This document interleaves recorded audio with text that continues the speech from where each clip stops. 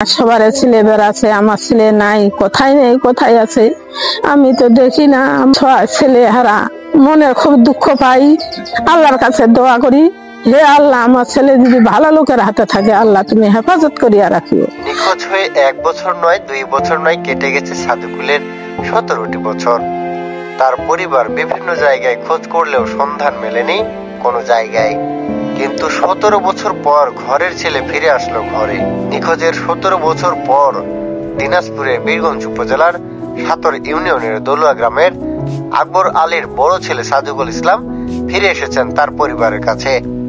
এক নজর দেখতে বিভিন্ন এলাকার মানুষ ছুটে আসছে। ছেলেটা হারানি তো আমার খুবই কান্নাকাটি করছে, খুবই আল্লাহর কাছে দোয়া করছে যাতে ছেলেদের খুঁজে পায়। আমাদের কাছেও বলছে, আমাদের প্রতিবেশী হয়।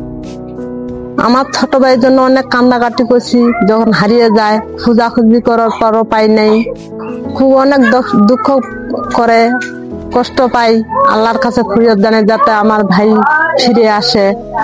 আজ 17 বছর পর ফিরে আসলো আমাদের মাঝে, সে যেন আগের মতোই আমরা থাকতে পারি, এটা আল্লাহর কাছে ফরিয়াদ করি যে আল্লাহ আমাদেরকে সেই ছোটবেলাকার খেলার সাথীর মতো খেলাইছি।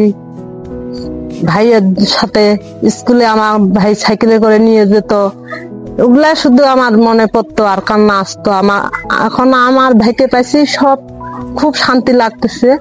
আর আমার ভাইয়ের জন্য সরকারের কাছে কিছু আবেদন করতেছি যেন আমার ভাইকে কিছু সহায়তা করে চলাফেরা ইয়ার মতো জীবন যাপন করতে পারে।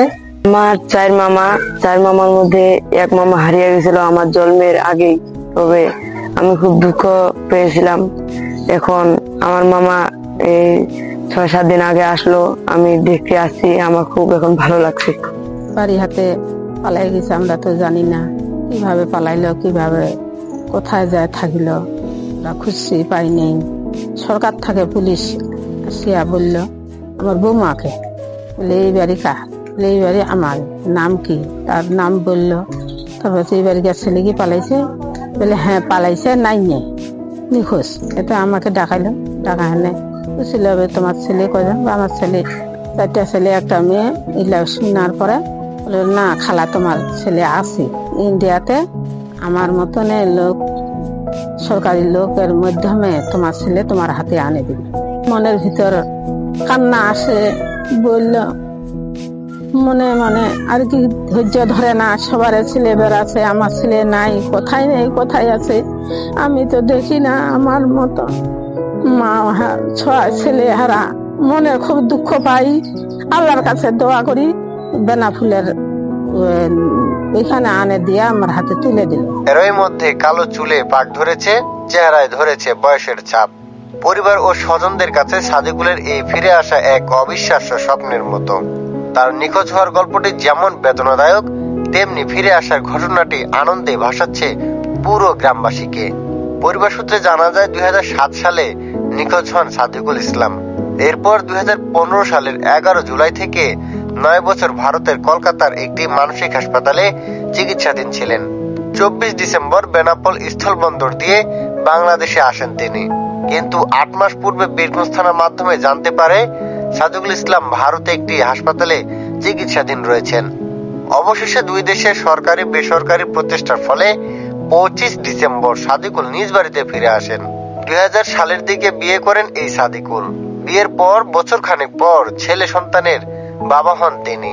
স্ত্রী সন্তান নিয়ে পরিবারের সঙ্গে বেশ সুখে কাটছিল তাদের দিন। কিন্তু হঠাৎ 2001 সালে মানসিকভাবে অসুস্থ হয়ে পড়ে তিনি।